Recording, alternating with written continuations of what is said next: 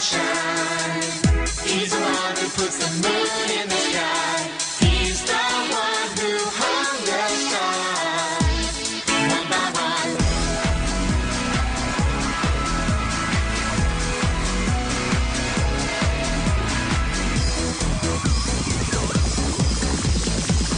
He's the one who makes the birds sing. He's the one who makes your dreams so high. He's the one who makes me smile. Day by day, Jesus, you're my superhero. You're my star, my best friend. Jesus, you're my superhero. You're my star, my best friend. Yeah, yeah, yeah, yeah, yeah, yeah. Better than Spider-Man. Yeah, yeah, yeah, yeah, yeah, yeah. Better than Superman. Yeah, yeah, yeah, yeah, yeah, yeah. Better than Batman. Yeah, yeah, yeah, yeah, yeah, yeah. Better than anyone. Jesus, you're my superhero. You're my star, my best friend.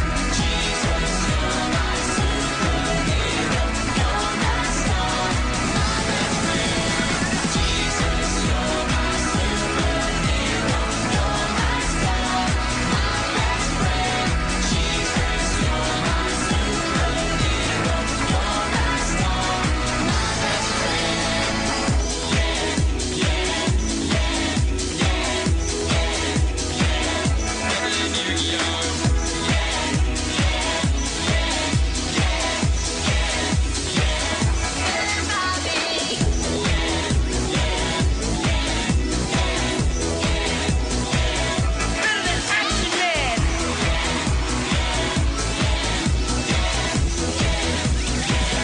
Better than anyone. Jesus, you're my superhero. You're my star, my best friend. Jesus, you're my superhero. You're my star, my best friend.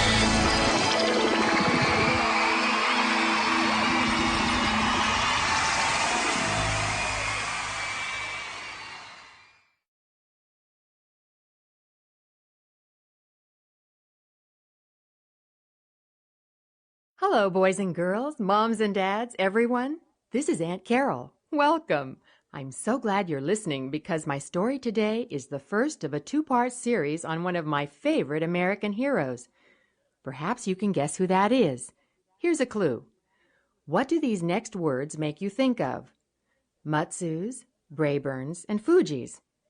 If they don't sound familiar, what about Jonathans, Macintoshes, Granny Smiths, or Golden Delicious? Right, they're all types of apples, and I like them all, don't you? Did you know that there was a time when apples weren't as commonly available as they are now? Well, it's true, but it's thanks to the hero of today's story that apples are now grown all across the United States. Have you guessed who he is yet? Well, some yes, and the rest of you give up? All right, then. It's time to tell you his story. I call it Johnny Appleseed.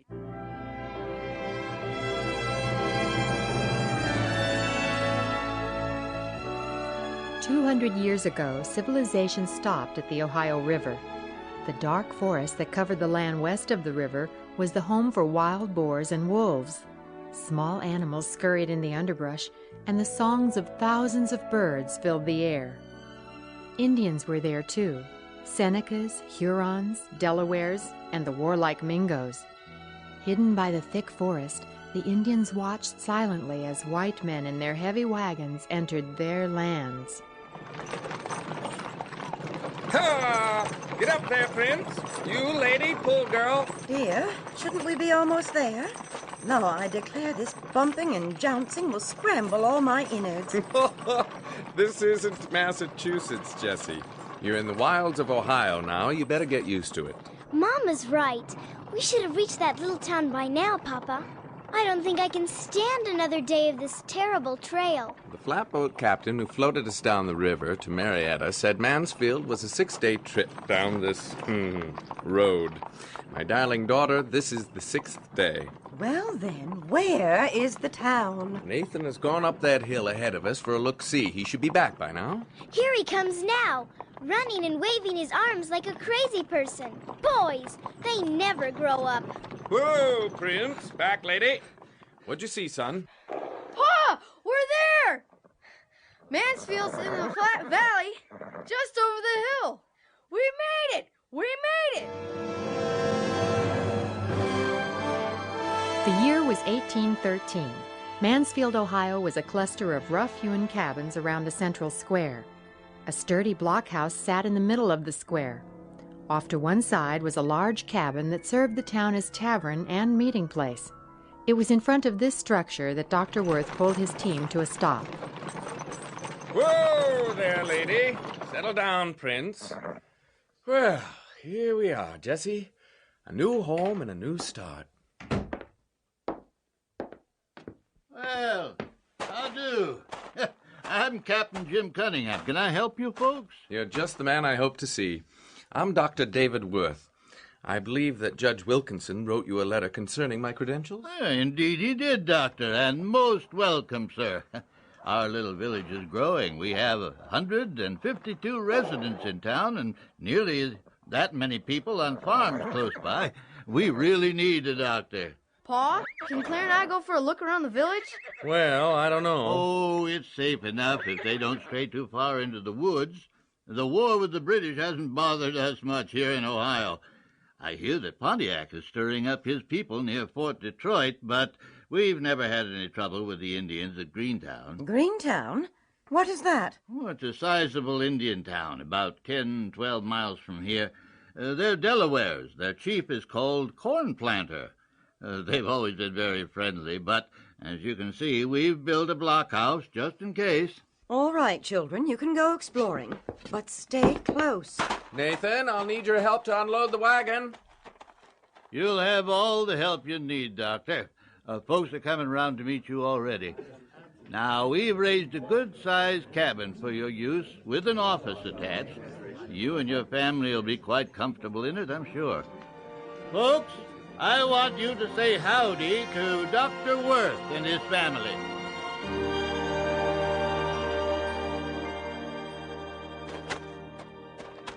This is a real small town. Nothing like Lowminster. I haven't seen a school or even a church. Come on, let's explore a little way into the woods. I don't know, Nathan. I'm afraid we'll meet a bear or some Indians. Don't be an old nanny. You heard Captain Cunningham. We'll be safe if we don't go too far. Anyhow, you won't find bears this close to town. But I'm not so sure about Indians. All right, I'll go exploring in the woods with you. But if you say one more word about Indians, I'll come right back here.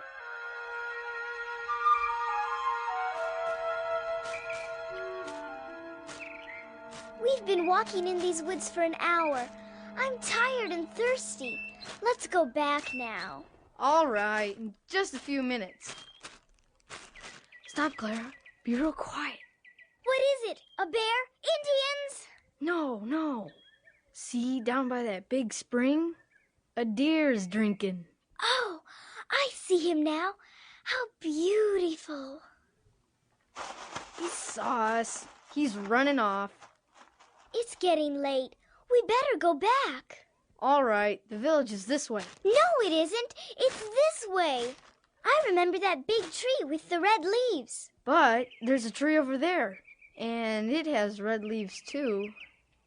Clara, I think we're lost. Oh, they'll never find us. We'll be eaten by bears. What can we do, Nathan? What was that? Oh, Nathan! Nathan put his arm protectively around his terrified sister, and with eyes that were as large as saucers, the two children stared at the bushes. Suddenly, an animal broke through the tangle of underbrush and stalked toward the children, its eyes glowing red in the fading light. Why it, Nathan? A big dog? No, Clara, it's a wolf. Be very still while I bend down for this big stick. If he comes any closer, I'll try to hit him with this stick. And you run as fast as you can. Look at his teeth. I'm so scared. I won't be able to run. Yes, you will. Get ready. He's gonna spring. Lupus, down, you bad boy. Are you trying to scare these young'uns out of 10 years' growth? Come here, you imp. A man stepped into the clearing and the wolf ran to him, his tail wagging. Laughing, the man bent and scratched the huge beast behind the ears. He was a slender man of medium height. His pants were hacked off raggedly at the knees and were held up by a rope belt. Tucked under the rope was a thick Bible. A leather hat with a floppy brim framed a thin, smiling face. A linsey-woolsey shirt laced with leather thongs at the throat completed his costume. He wore no shoes. Don't worry, young'uns. Lupus won't hurt you. Neither will John Chapman at your service. Young sir and miss, how can I help you? I think we're lost, Mr. Chapman. Will you show us the way back to Mansfield? Oh, Mr. Chapman, we'd be ever so grateful if you would. Mansfield, you say? Why, that's just a hop, skip away. Come along, I'll take you there. One thing, though, I grow a mite uncomfortable when anyone calls me Mr. Chapman. Folks hereabout call me Johnny Appleseed, and I'd feel a great deal better if you did, too. Why do people call you Johnny Appleseed? That seems like a strange name. Because of what I do for a living. By occupation, I'm a gatherer and planter of apple seeds. I've heard of you. All the way from Marietta, we pass fine apple orchards. A farmer told us a man named John planted seedlings and sold them to the farmers. Yep, that's who I am. For a fippenny bit, you can have a seedling that'll grow into a fine, strong apple tree. Well, here's the town. There's our wagon near that big cabin. Papa and a man are unloading Mama's spinet. Come on, Johnny, and meet our folks.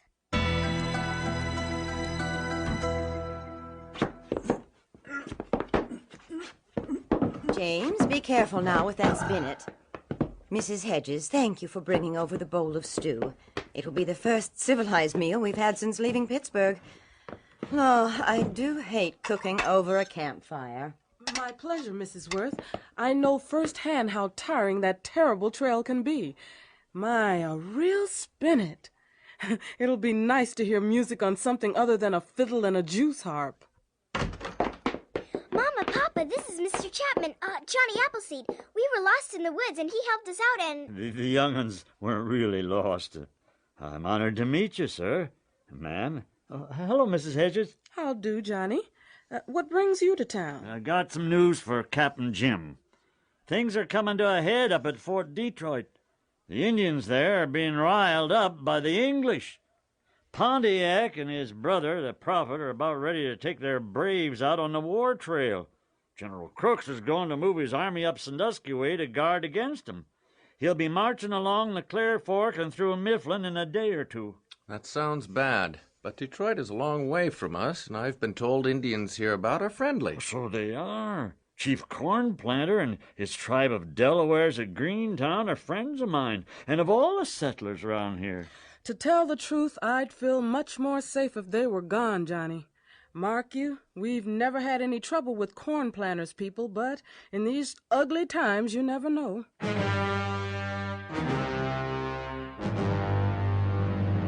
My brothers, I ask you be quiet so our white brother, Reverend Copus, speak us. Thank you, great chief of the Delaware people. Thank you, Captain Pipe of the Mingo and Chief Gray Eyes of the Hurons for coming to hear the words of the white war chief, General Robert Crooks.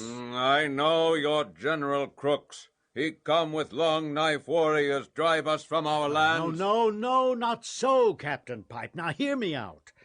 In order to ensure your safety, General Crooks asks you to move away from Greentown to a safe place in the west. Now wait! Hear what I have to say. As you know, there's war between our white father in Washington and the King of the British. Many long knives will march along the trails near Greentown to do battle.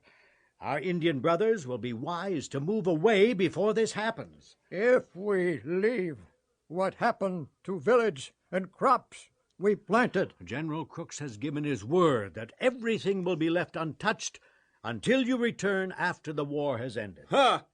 I take General Crook's word for nothing. I say we stay, protect what ours.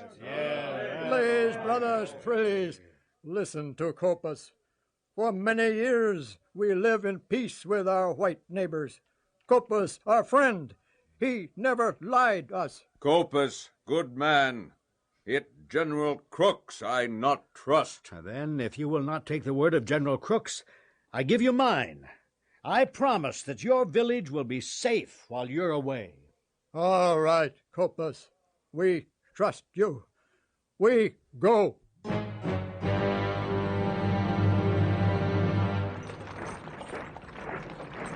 Major, pass the order to halt. We'll make camp here for the night near this river. What is it called? The river is called the Clear Fork, General Crooks. It is a main tributary of the Muskingum. With your permission, sir. Company! Oh! After the men have pitched camp, Major, order a detail to see if there are any fish in this river. I would dearly like a plate of trout for dinner. Yes, sir. Will that be all, sir? That's all, Major. Carry on.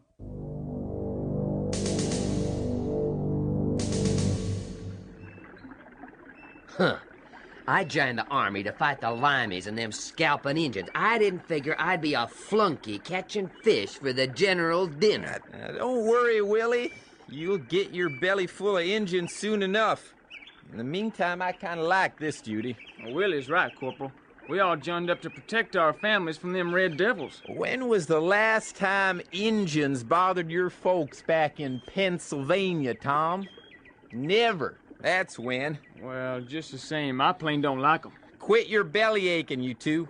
Now, come on. Let's take a walk along the riverbank a little further. Look yonder, Corporal. That looks like a town. It is a town. Indian village. No cooking fires, no dogs barking. It looks deserted to me. Let's go for a look-see. I don't know. Maybe we better head back to camp. We got plenty of fish for old Crooks's dinner and ourn, too. You can go back if you're a mind to, but me and Tom, we're going into that village. Maybe we can strike a blow against them savages right here, today. Yeah, let's burn that village to the ground.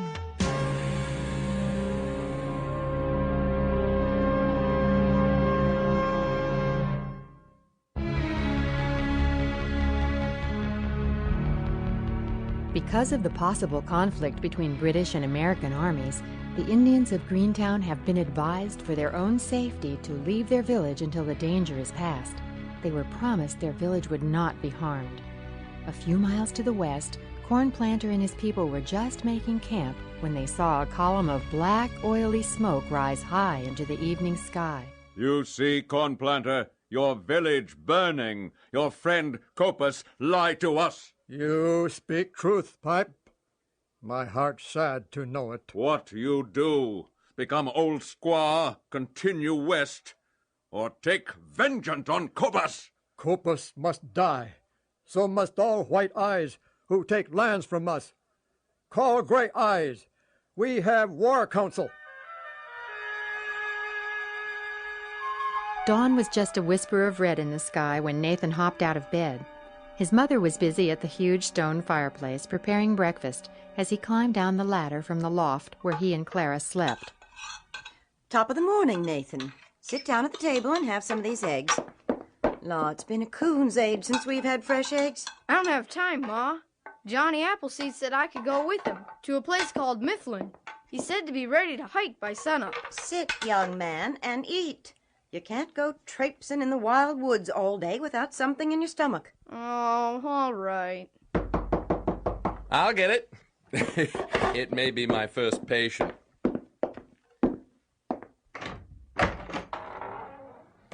Oh, Oh, Johnny Appleseed. Come in, sir. I understand that you and Nathan are going for a hike today. That's right, Doctor. We're going to visit one of my nurseries near the Clare Fork. Those eggs smell good, Mrs. Worth. Well, then, sit right down. Will you have some side pork to go with them? No, thank you, ma'am. I never eat meat. I will have a slab of that cornbread, though, if you please. This nursery of yours, is it near that Indian village? Greentown's just a few miles from my holdings. Oh, don't worry. Corn Planter's a friend. Reminds me, I promised to bring James Corpus a few seedlings next time I was out that way. This'll be a good time to do it.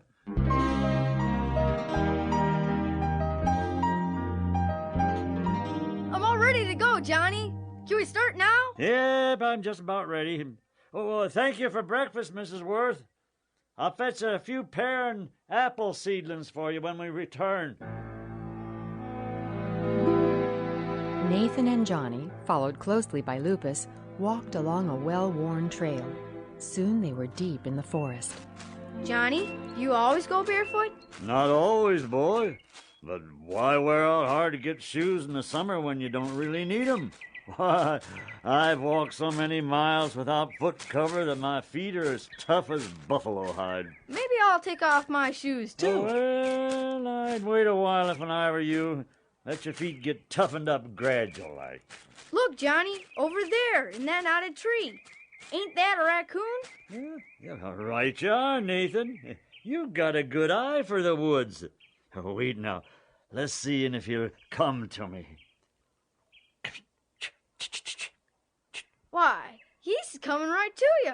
He's not afraid at all. Come on, little fella. Right on my shoulder and poking his nose in my rucksack.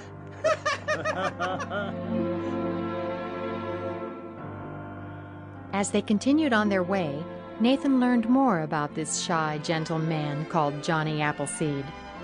You're from Lowmister, you say? Why, that's where I was born and grew up. Didn't know any Worth family, though. I was the oldest of 12 children. I remember when I was your age, my daddy would tell us stories about when he was in General Washington's army. Your pa was a soldier? Yep, he was a Minuteman and fought at Concord Bridge and at Lexington, too. Willikers! I read all about that in my history book. After the war, hard times set in, and it was hard to feed all them young'uns. As soon as I was old enough, me and my brother Nat cleared out and come west. Did you come directly to Ohio, Johnny? Oh, no, indeed. We traveled on foot across New Jersey and into Pennsylvania. Every now and then we'd find work on a farm for our grub and a place to sleep. Finally, we got to Fort Duquesne, but that time they were calling it Pittsburgh. Pittsburgh?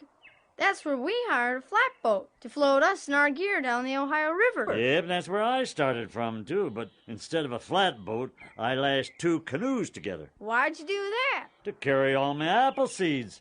You see, I knew that the Ohio Land Company had a bylaw that said every settler had to plant a certain number of apple trees on their claim. But where could they get the seedlings? They couldn't carry them along with them, could they? That's when I got my idea. I went around to the big cider mills near Pittsburgh and collected all the apple seeds I could find. I ended up with more than 12 bushels. Made a big load for my double canoe, I can tell you. So, you paddled down the Ohio River with all them seeds? Yep, I landed at Marietta, same as you, and paddled up the rivers. Where I could, I leased good bottom land and started nurseries. And now you're here. How long will you stay, Johnny? Till this area gets too full with people, I expect. How soon will we get to your nursery? Getting a mite tired, are you? Well, it's been a long walk for a boy. Stop. Listen a bit. What is it, Johnny? Be quiet, boy. Just listen. That sounds like an Indian war party, and it's coming from the Copus cabin just over the hill. Stay here and hide behind that big tree while I sneak up for a look-see. The Copus cabin was located at the bottom of a steep, wooded hill. Cautiously, Johnny made his way to the top of the hill, and with just his eyes showing, looked down into the hollow. A group of 20 or more Delaware braves were attacking the cabin. Suddenly, Johnny heard a noise behind him. He whirled around. It's just me, Johnny. I told you to stay put, boy. Now you're here. Keep your head down and be still. What's happening, Johnny? Are the Greentown Indians attacking the Copus cabin? That they are, Nathan. Look, there are the soldiers down there. Some of them are dead already. Where are their guns? I'll wager they left them in the cabin while they went to wash in the spring. What can we do? Nothing, boy. It's too late to help Copus and them soldiers. See, the Indians are in the cabin already. I'm scared.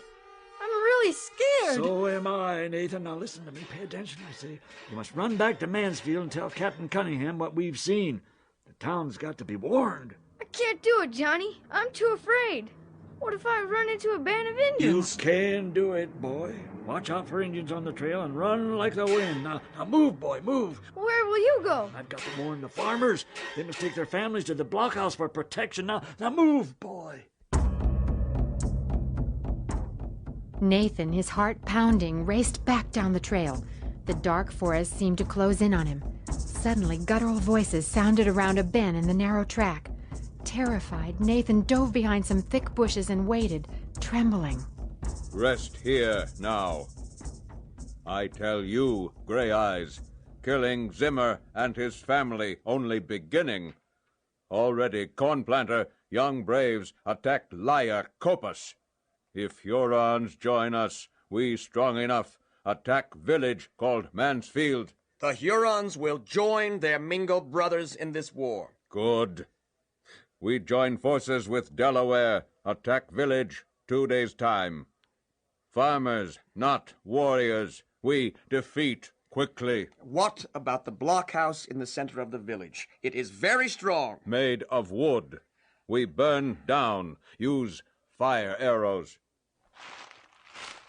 What? Little Turtle, look in bushes. Ha, Pipe. See what I find. White Papoose hear everything you say. Let go of me! Leave me alone! Watch out, little turtle, or he will break your legs with his kicks. Be still, small pony. We decide I'll kill you. Yes, must die. Hear too much, our plan. He your prisoner, Turtle, you kill. Come, we go meet with Cornplanter. Now, little white warrior, we'll have pretty yellow scalp. Hang on belt. The giant Mingo warrior clutched the boy by his arm, the knife poised. Terrified, Nathan watched the blade as it descended slowly, slowly toward his chest. Hello, boys and girls. Welcome to another Your Story Hour program. Yes, hello, everyone. Boy, does Aunt Carol have an exciting story today. I think I do.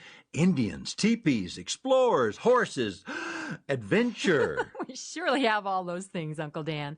But our story's more than just adventure. It's also the story of a young Indian girl who had a sizable part in the discovery and exploration of America's Northwest. Now, Aunt Carol, how could a little Indian girl help with something as big as that? Well, Uncle Dan, sit back and I'll be happy to tell everyone the story. Done. I call my story Sacagawea, One Little Indian Girl. Go back with me in time to the late 1700s. America was young, and much of it was unexplored and still inhabited by Indians. About the year 1786, a remarkable woman was born. And although her exact birth date is unknown, much of her life is well chronicled. Born into the Shoshone tribe in the territory now known as Idaho, this little girl, originally named Grass Woman, lived a nomadic life with her people, following food sources according to the months and seasons.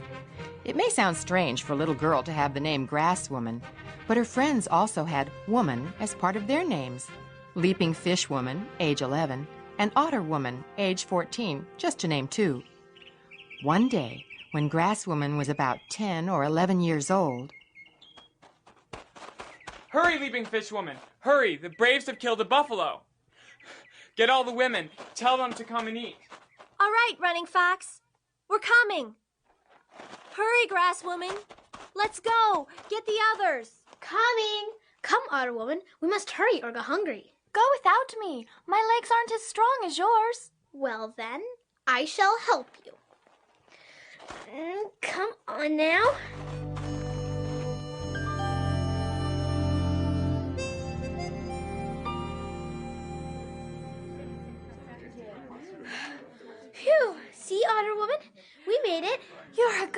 Grass Woman, but... No buts. Just eat fast. You know we're in danger out in the open like this. You mean the Minotauries? Exactly. They're on the warpath. And I heard my father talking last night. Look, your father is coming right now. Whoa! Hurry. Take what you can carry. A brave has spotted a Minotauri campfire. It's only a matter of time till... What? Minotauries! Run, my daughter. Run for the river. Run! I will protect you. Hey, get up there! Father! Run, Grass Woman, run! Otter Woman, I can't leave you. Run, I'm right behind you. Hurry! Please, let me make it to the river. There it is. There it is. Otter Woman, the river. We're safe. Otter Woman, run, run! Come here. No, let me go! I have you now. We've got to go back and help Otter Woman. No, leave her alone. Go back, Grass Woman, save yourself! Stop fighting, little girl. Run, Grass Woman, run! At that instant, raw fear overtook little Grass Woman, and seeing she couldn't help her friend, she plunged into the river. I have to get to the willows. I can hide in the willows. Soon, little Grass Woman reached the willows and tried to work herself upstream. She could hear the Minotauri braves splashing through the water, looking for her. Did you find her? Not yet. You must. She will make a fine addition to my teepee. To my teepee, you mean? I mustn't let them catch me. Oh no, an open spot in the river. I can't turn back. They're right behind me. I'll just have to try. There she is. Oh no, just a little farther. Come here, you little rabbit, or I'll skin you for my moccasins. Stay away from me. No! At that moment, little Grass Woman felt a powerful hand grip her shoulder and pull her off her feet. The Minotauri brave slung her over his horse's back like she was a sack of potatoes. It was then that she caught a glimpse of the powerful brave's face. This bear of a man, this strong enemy brave, had only one eye. Scars of an old wound around the missing eye told a tale of battles past. He is an animal man, little Grass Woman thought, and I am his prisoner. Later, as they rode away towards the enemy camp, she noticed that only women and children had been captured. My father! What about my father? Dead. All dead. And what will you do with me? You will be dead too, if you are not a good worker.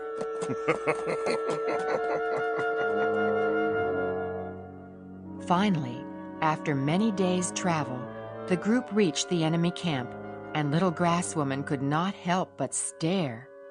These people had houses of dirt with doors and a place for a fire, not at all like the teepees to which she was accustomed. As the company drew near, maybe this place won't be so bad. The huts are probably warm in the winter, and it looks like there's plenty of food. That is, if they feed slaves. Oh, how I'll miss my family and my friends. Get down. Now. Stay here. little Grass Woman scrambled down off the horse which the one-eyed brave led to a nearby corral. It was then she caught sight of a familiar face. Otter Woman! I thought you were dead. No. My legs may be weak, but they could see my back and arms are strong. I hoped that you had escaped. I tried, but that big one over there caught me. You mean old One-Eye? He and his party have taken many of our friends. Who was captured with you? Elkhorn and 3 others from our village. 1 young girl, and best of all, Leaping Fish Woman. What a charmed day this is, Otter Woman.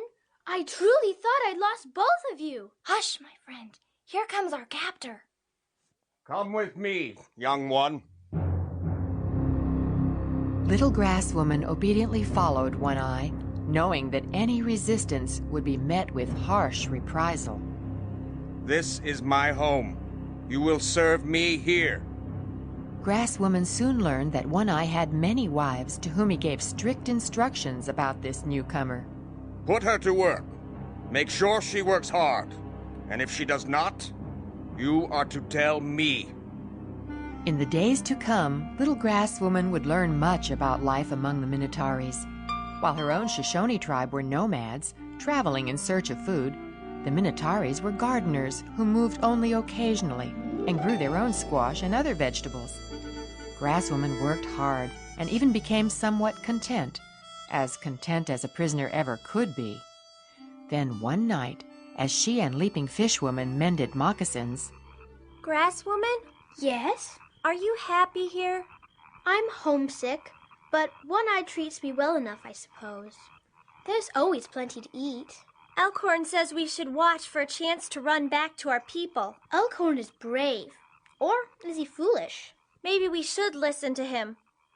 Tonight, when the adults are eating and celebrating, maybe we can speak with him. That night, the Shoshone children huddled together while the Minatari celebrated another victory. I'm scared to even think about our escape. Don't be afraid. We'll wait and watch and plan.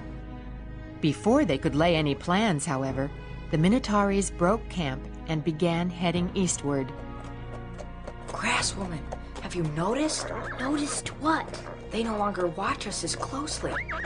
I think you're right. I have noticed. Tonight we escape. We'll follow the river to get back home. You're right. Tonight we go.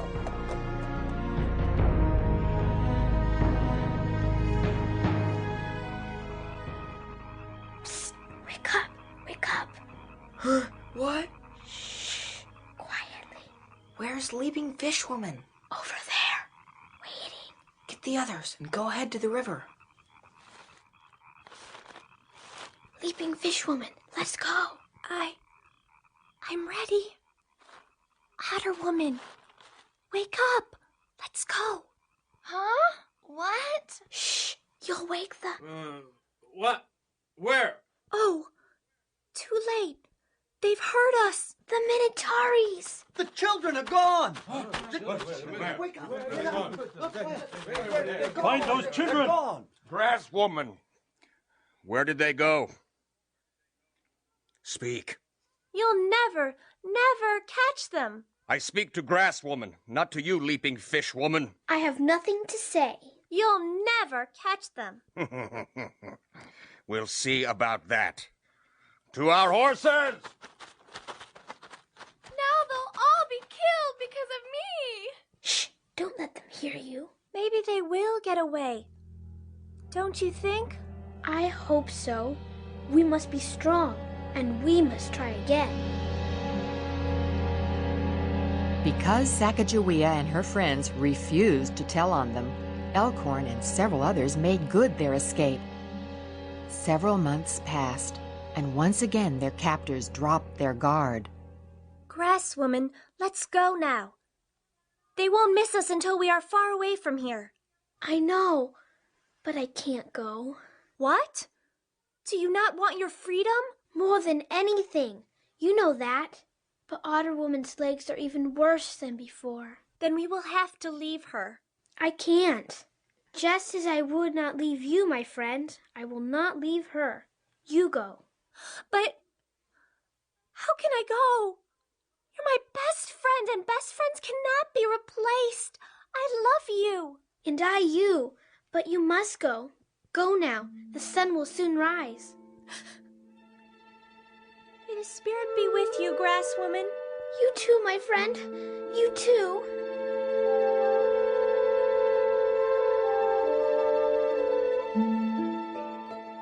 Grass Woman, have you seen Leaping Fish Woman? I can't find her.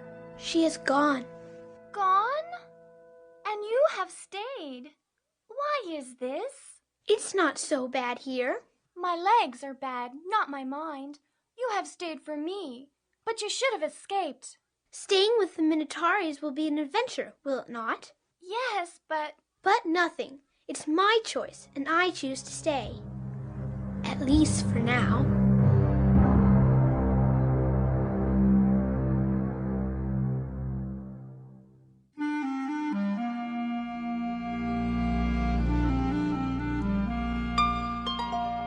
Several years passed, and Sacagawea, still known as Grass Woman, became a teenager and grew into womanhood.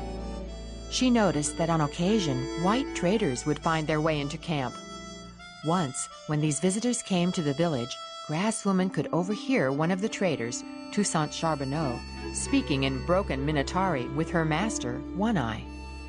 Later that night, as the women sat in their hut, the conversation turned to the fur traders. Well, I wonder how much One Eye will lose this time. Probably 100 furs for a bottle of fire water. Ah, shrewd trader, that One Eye. He should know better than to gamble. What does it mean, to gamble? That's when one man takes another man's belongings without paying for them.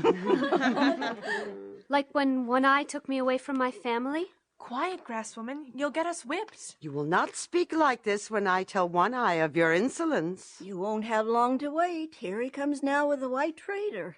Grasswoman, you must swear you didn't say those things. But Where is my... One Eye, there is disobedience in your house. Who would dare defy me? It was Grass Woman. You? Slave woman?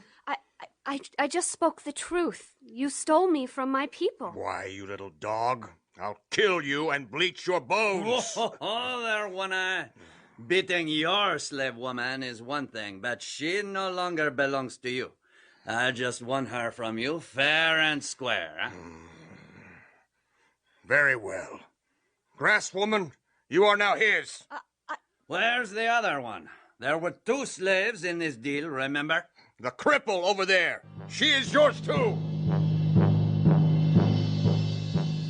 The next day, Grass Woman and Otter Woman left the Minotauri village with Charbonneau. Traveling east for many days, they finally came to a Mandan Indian village, which Charbonneau called home when he was not trading with the tribes in the west. For Grass Woman, life with Charbonneau differed very little from that with the Minotauris. Just like One Eye, Charbonneau had several wives, and she became one of them, helping to cook, make his clothes, and skin the animals he trapped. But one day, when Grass Woman was 16 years old, her life changed abruptly. Phew, very cold out there. Grass Woman, help the others pack. We're moving. Where do we go, my husband? We go to see my friends. Explorers. Explorers? Oui. They plan to explore the other side of the Rockies. If they do, they will be the first white men ever to do so. They will follow the river? Oui. And maybe I can get a job with them. They'll need someone who knows how to talk to the Indians along the way. Grass Woman's heart skipped a beat. If they followed this river into the mountains, they would go into her home country. Oh, how she'd love to go with them, to be near her home once again. But how could she? She was now pregnant with Charbonneau's child and knew he would never permit it. But in spite of herself, she dared hope that she could return to her homeland. Grasswoman, you must ask him if you can go. Oh, he will never let me. But, oh, Otter Woman, how I wish. Ask him, my friend, ask. Finally, she approached Charbonneau with her request. What is it, Grass Woman? What do you want? I want to... What? Come, tell me. I want to... May I? Grass Woman? I want to go with you. You are a woman. But I'm strong. And you are with child. The baby will be born before spring. I can take it with me. You foolish woman. These men don't even want a woman along, much less a baby.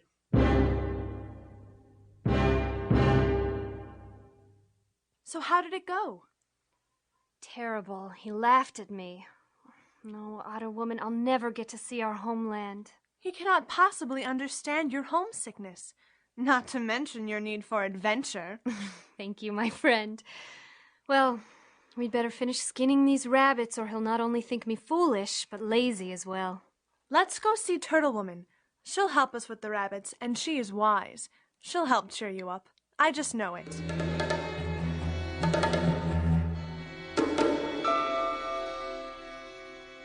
You seem troubled, Otter Woman.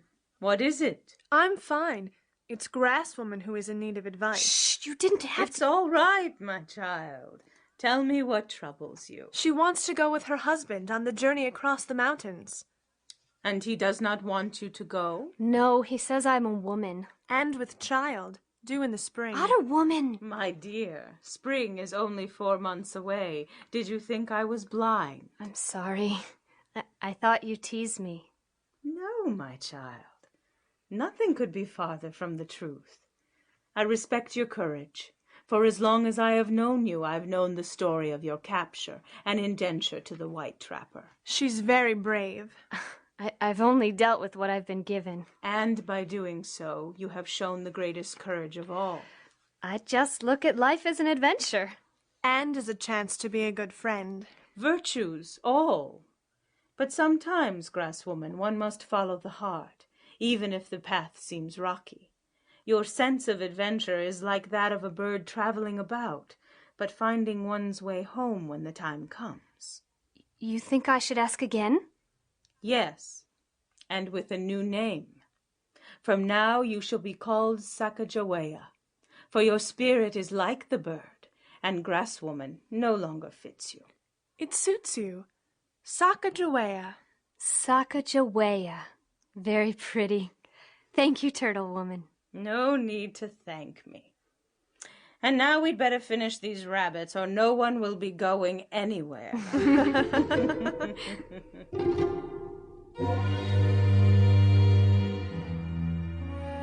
Where have you been? We've been skinning rabbits. With Turtle Woman. Charbonneau is looking for you. Probably to laugh more. We'll soon find out. Shh. Grasswoman, come with me. The explorers want to see you. Oh, no, I've angered them all with my insolence.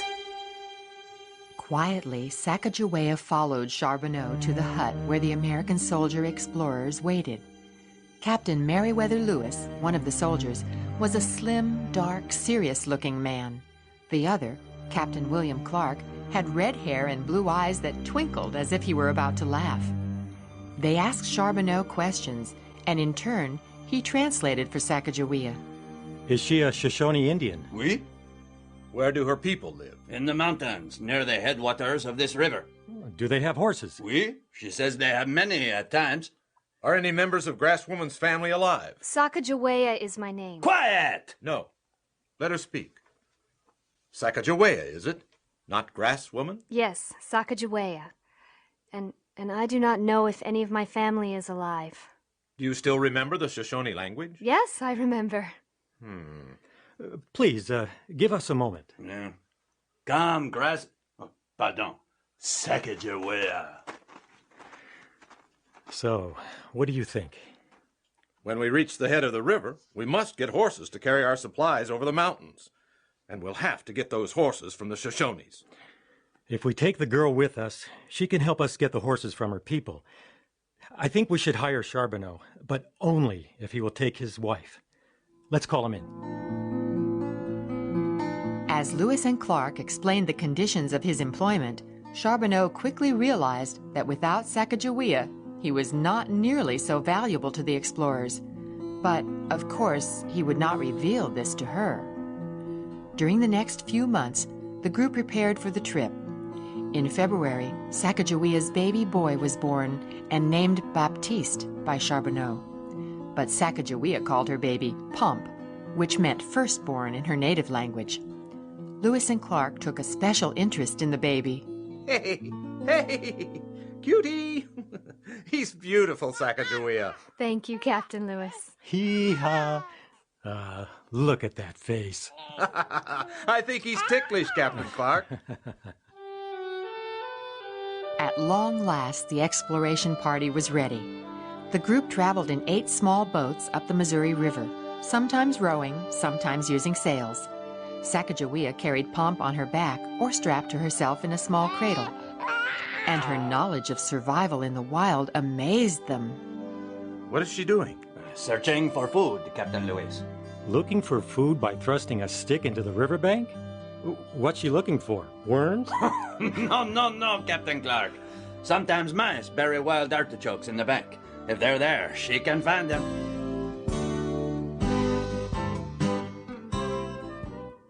What's this? Wild carrots. Yes, do you like them? I love carrots. Seems she's better at getting food than our best hunter, eh, Charbonneau?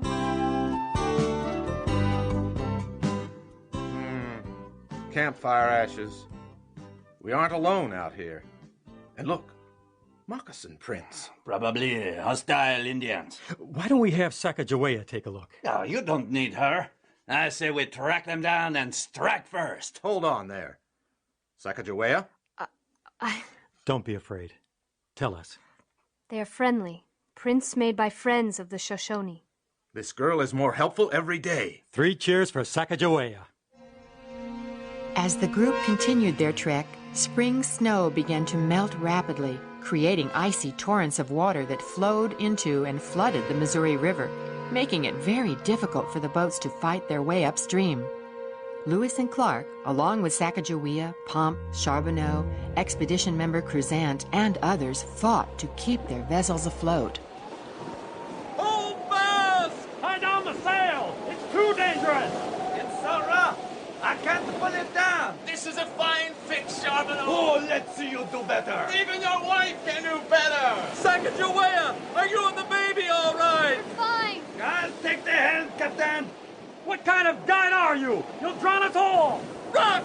Port side! Port side! I'm perfectly capable! The boat's tipping! Sit down, Charbonneau! Tip us over for shore! Sit down, I tell you! We're sinking! Help! I can't swim! My baby!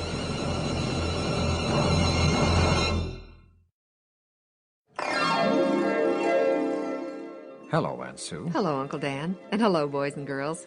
You know, I think you're going to be glad you joined us today. How's that, Uncle Dan? Well, when we're on a personal appearance, I've noticed that every time you tell one of your stories about pets, we always get letters from our listeners saying how much they enjoyed that particular story. And today, well, Aunt Sue, you do have a story about a pet, don't you? Yes, Uncle Dan. 2 stories. And the first one I'm going to call The Little Lost Cat. Oh, Daddy, I can hardly wait until tomorrow. I'm gonna ride a train, I'm gonna ride a train. Well, right now you'd better unwind to get some sleep. We have a long day ahead of us. But how are we gonna take Tiger along with us? We can't put him in a suitcase. Not hardly. This is where Tiger will ride. But that's our picnic basket. Sure is. Tiger will have plenty of air to breathe, and with these good sturdy handles, it'll be easy to carry him.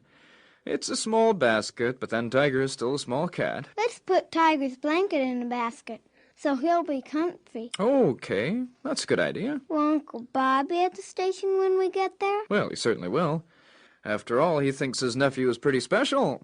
Now, let's get under those covers and get some shut-eye. Tomorrow we'll be here before you know it. All right. Good night, Daddy. At 3:45 the next afternoon, Daddy, Billy, and Tiger, and his basket, of course, sat on a long, sooty bench in the big St. Louis railway station. At precisely 4 o'clock, a voice announced over the loudspeaker, "The train for Kansas City now loading from platform 4. That's our train, son. Let's go. But we aren't going to Kansas City. Oh, of course not. But we take the Kansas City train until we get to Columbia. There, we have to get one going south to Marshfield. Here, Billy, do you think you can carry Tiger's basket? That way I can carry the suitcase and have one hand free to hold your hand. Don't want anybody getting lost, especially not me. Oh, Daddy, you won't get lost, but I might. How's that? Think you can manage, Tiger? Sure, Daddy. Passing through the big gate, they went down a flight of stairs and walked along platform 4 until they found the day coach. Daddy helped Billy onto the train, where they found plenty of empty seats. Here, Billy, you sit next to the window. Then you can watch the world go by, huh? We'll put Tiger's basket right down by your feet. The coach began to fill up, and by the time the conductor sounded his all aboard, most of the seats were taken. Be quiet, Tiger. I'm gonna let you out just as soon as we get out of the station. The train was going faster now. Soon they had left the city far behind. Daddy opened his newspaper and began to read. There, Tiger. You must be tired of being in that basket. Don't be afraid, Tiger. We're just going for a nice train ride. Nice, kitty. There. You want to look out the window, Tiger? Oh, Tiger, you're such a dear kitty cat. You're my best friend. Billy had awakened early that morning. The rhythmical clicking of the train made him feel very tired, so he curled up on the seat and was soon fast asleep. Tiger, having no one to play with, jumped to an empty seat directly behind Billy's. The train roared on through the pleasant countryside, crossing bridges and passing through tunnels. The little boy slept on, and so did the cat.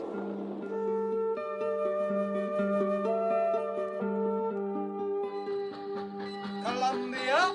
This stop, Columbia! Billy, wake up, son. This is where we change trains. Oh, I'm so tired. I know, son, but we get off here. Come on, bring your basket. Poor Billy was still half asleep when his father took him by the hand. He picked up the basket with his other hand, and the two passed down the aisle toward the end of the coach. It wasn't until they were comfortably seated in the other train and had left the station that Billy thought of Tiger. He opened the basket. Daddy, Tiger's gone. Tiger's gone, Daddy. Well, how could that be? He could never get out of his basket without your lifting up the cover. I took him out to play with on the other train. Oh, that's too bad, son. I guess I was so busy reading my paper, I didn't notice you'd taken Tiger out of the basket. Oh, Daddy, what can we do? I want my Tiger back. Oh, Billy, I'm so sorry. I know how much you love Tiger, but I'm afraid there isn't any way to get him back. Well, when you get to Uncle Bob's farm, I'm sure he'll have another kitten that you can have. Why, maybe he'll even have another yellow tiger kitty. Oh, Daddy, I don't want another kitty. I just want my Tiger back. Oh, I'm sorry, son. There. I know how it hurts. Daddy put his comforting arms around little Billy. Meanwhile, let's see what was happening to Tiger back on the other train. The train came to the end of its run, and the passengers all got off. The conductor came back through the coaches, picking up things people had left behind. How surprised he was to see a cat calmly sitting on one of the seats, washing its face with its paws. Well, I thought I'd seen everything. People leave hats, gloves, luggage, books. But you top everything. It's the first time anyone has left me a cat. Yeah, I'm talking to you, kitty. Well, pardon me. I didn't mean to interrupt your bath. Say, you are a lovely cat with that nice long yellow fur. Aw, you're going to sing for me now? Nice fellow. Just what are we going to do with you? You're too nice just to throw off the train. I'm going to take you up to the engine. Maybe Fireman Jack will know what to do with you. He likes animals.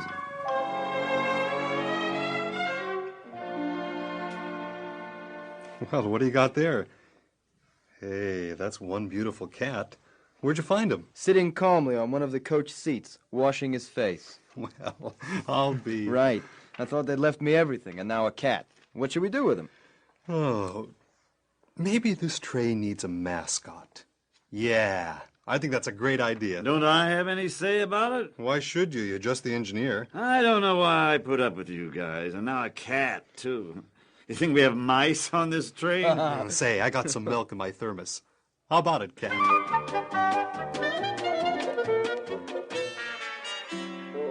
He was thirsty, all right. Well, if you're going to keep him, don't you think you'd better give him a name? Yeah. Handsome animal like that, you just can't go around calling him Cat. Mickey. That's what we'll call him. Fireman Jack locked up Mickey, in the baggage car for the night. The next day, after the train was speeding down the tracks again, Jack took the cat into the cab of the locomotive. He brought along a box with an old pillow in it for Mickey to sleep on. That cat's gonna be some mascot if he can't get used to the noise of the train. Look at the poor thing. Pacing the floor, hair on his back bristling, ears twitching. I don't think he's gonna sleep on that pillow you got for him, not likely. Oh, give him time. This is his first run. He'll get used to it. You'll see. Hey, Mickey boy, take it easy. You're all right. Everything's okay.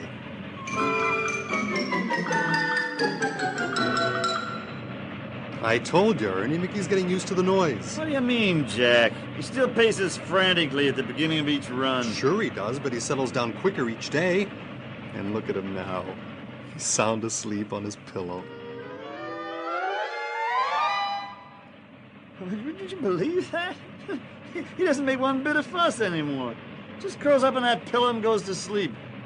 I never thought he'd adjust to all this noise. See, I told you he'd get used to it. Why, he's a regular old trainman. I don't know about that. All he does is eat, sleep, and give himself a bath. Can't say he even earns his keep. Now, don't you talk about our mascot like that. Yeah, he's talking about you, Mickey. I just wouldn't put up with insults like that guy Ernie hands you. Yeah, it's downright disgusting. There was just one thing that still frightened Mickey. He didn't mind the noise of the engine, the ringing of the bell, or the shriek of the whistle, but he did become nervous when they would meet or pass other trains. Well, that eastbound freight is right on schedule. I figured we should meet her at exactly 10:16. Let's check it. I have 10:09 exactly. Precisely at 10:13.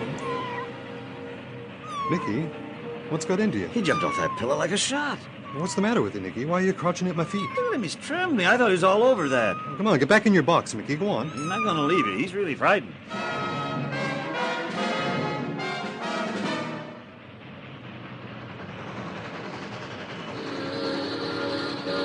There she is, right on schedule. It's exactly 10:16 and 20 seconds. How's that for timing? And look at Mickey. He stayed right at my feet the whole time.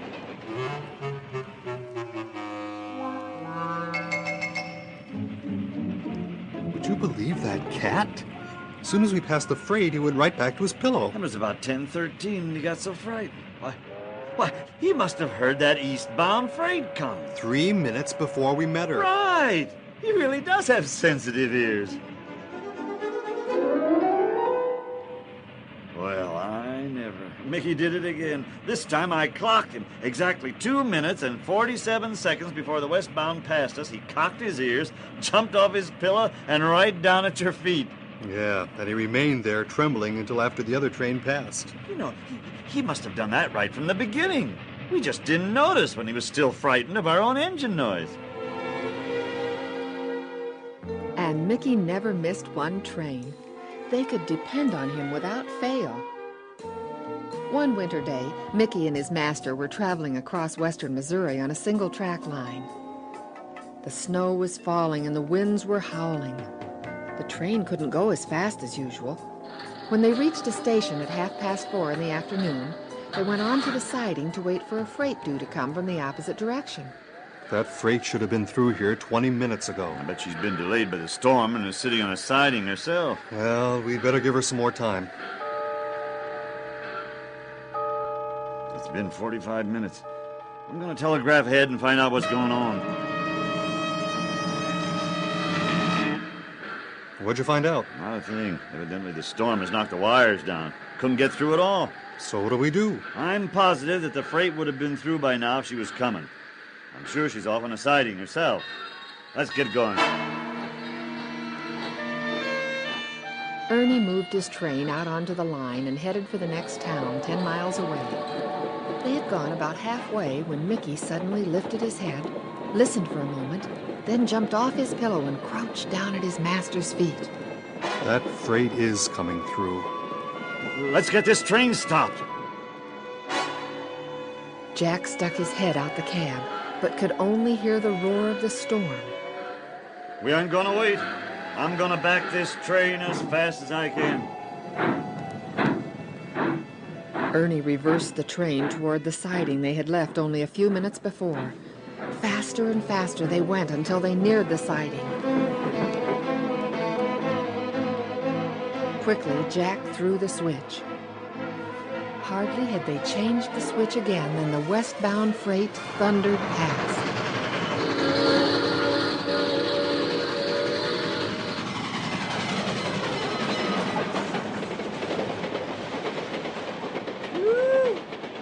That was a close. Jack took the trembling cat in his arms. For a few seconds he couldn't speak. Then he laid his hand on the cat's head. Mickey, you saved the train today. You saved 2 trains, but the other engineer doesn't even know it. Little lost cat. And we thought we were being kind to you. You've repaid our kindness 100-fold. Mickey, tonight you're gonna have the best supper any cat ever had.